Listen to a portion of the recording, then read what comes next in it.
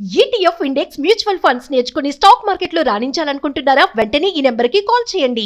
గత కొన్నాళ్లుగా రెండు తెలుగు రాష్ట్రాల్లో వివాదమైనటువంటి ఒక విషయం, వైరల్గా మారినటువంటి విషయం కోవా బన్ వివాదం. ఈ వ్యవహారంలో కోవా బన్ వ్యాపారి వలీకి పూర్తి మద్దతు దొరుకుతోంది. ఇదే విషయంపై జనసేన ఎమ్మెల్సీ నాగబాబు రియాక్ట్ అయ్యారు. అతన్ని కలిశారు, పరామర్శించారు.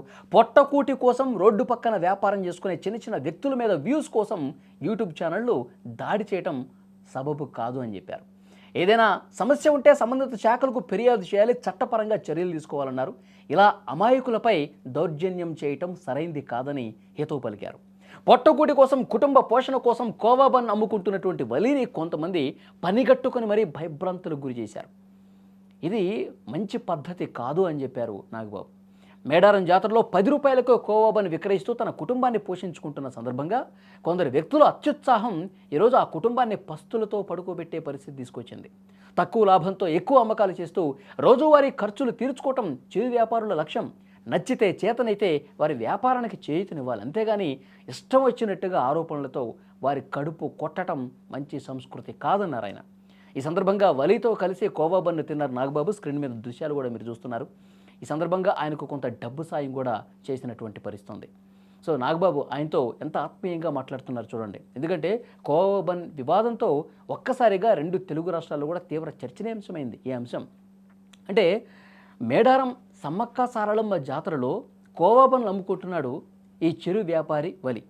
అయితే కొంతమంది యూట్యూబర్లు పనిగట్టుకొని అతని దగ్గరకు వచ్చి, నువ్వు ఏమమ్ముతున్నావు, ఏంటి ఈ బండ్ల మీద ఎక్స్పైరీ డేటు ఉందా, ఏది ఉంటే చూపించు, నువ్వు బండ్లు ఎట్లా అమ్ముతున్నావు, ఈ కోవాలో ఏం కలిపావు, అంటే హిందువుల మీద నువ్వు దాడి చేసే ప్రయత్నం చేస్తున్నావా, ఇక్కడ నువ్వు క్లియర్గా చెప్పాలి, ఈ బండ్లు ఎక్కడి నుంచి తీసుకొచ్చావు, అసలు నీ ఆధార్ కార్డు ఏది అంటూ బెదిరించే ప్రయత్నం చేశారు. అంటే హిందువులకి దీన్ని తినిపించి ఏదో చేయాలన్న ఉద్దేశం నీకు ఉందని చెప్పి పాపం ఆ చిరు వ్యాపారాన్ని కదలకుండా చేసి ఈ విధంగా హిందువులు ముస్లింల మధ్య వైషమ్యాలు, మత విద్వేషాలు రెచ్చగొట్టే విధంగా ఆ యూట్యూబర్స్ ప్రయత్నించారని కూడా చాలా క్లియర్గా ఆ వీడియో చూస్తే అర్థమవుతుంది. పాపం అతను ఆ మీడియా కెమెరాలు పెట్టడం, మైకులు ముందు పెట్టి అడగటం ఎప్పుడు ఫేస్ చేయాలో ఆ చిరు వ్యాపారి ఏదో 4 బండ్లు అమ్ముకుంటాడు 10 రూపాయలకి, వెంటనే ఇంటికి వెళ్ళిపోతాడు సాయంత్రం అయితే. అలాంటి చిరు వ్యాపారిని పెట్టుకుని మత విద్వేషాలు రెచ్చగొడుతున్నావు, నువ్వు ఇందులో ఏం కలిపావు, అది ఇది అని చెప్పి నీ ఆధార్ కార్డు ఏది, నువ్వు అడ్రస్ ఏది, నువ్వు ఎక్కడి నుంచి వచ్చావు, ఇంత గందరగోళానికి గురి చేసి అతను చాలా చాలా టెన్షన్ పడిపోయాడు, బాధపడిపోయాడు. ఆ వీడియో రెండు తెలుగు రాష్ట్రాల్లో హల్చల్ చేసింది. కానీ అసలు ఇది మీ ఇంట్లో వాళ్ళు తింటారా, నువ్వు తింటావా, మీ పిల్లలు తింటారా అని చెప్పి క్వశ్చన్ చేశారు వాళ్ళు.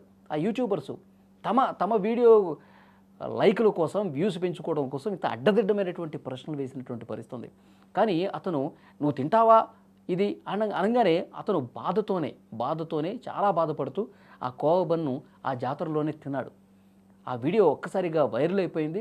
ఆ యూట్యూబర్స్ ఎవరైతే క్వశ్చన్ చేశారో వాళ్ళ మీద తీవ్రమైనటువంటి ఆగ్రహం వ్యక్తమైంది సమాజంలో. చిన్న చిన్న వ్యాపారుల మీద మీ ప్రతాపమా, చాలామంది పెద్ద పెద్ద రెస్టారెంట్స్లో కుళ్ళిన మాంసాన్ని పెట్టి చాలా నాసిరకమైనటువంటి పదార్థాలు వాడి ఆహారం తయారు చేస్తూ ఉన్నారు కదా, వాళ్ళని క్వశ్చన్ చేసే దమ్ము మీకుందా?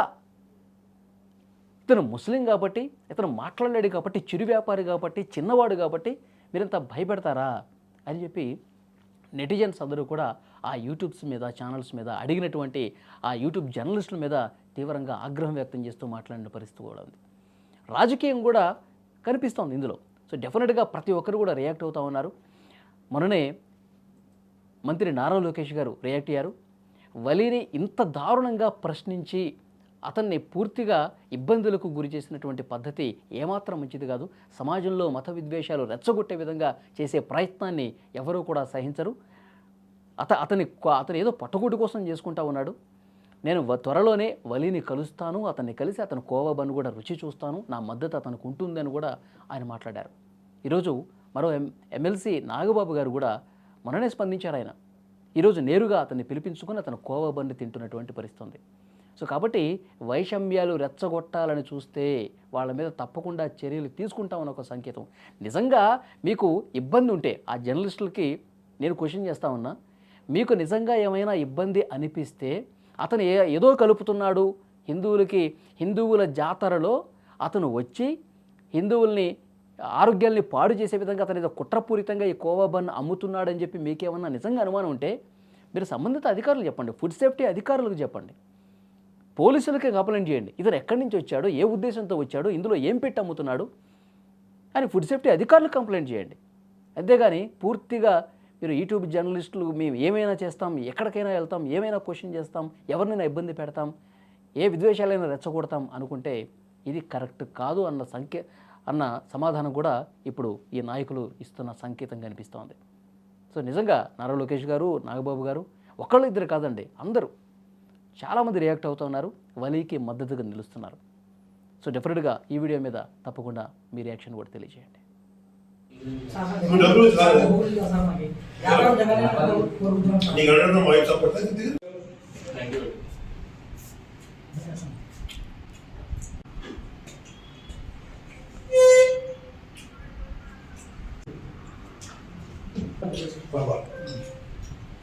ఇట్లా అయిపోతే అదే ఫస్ట్ టైం నా జీవితంలో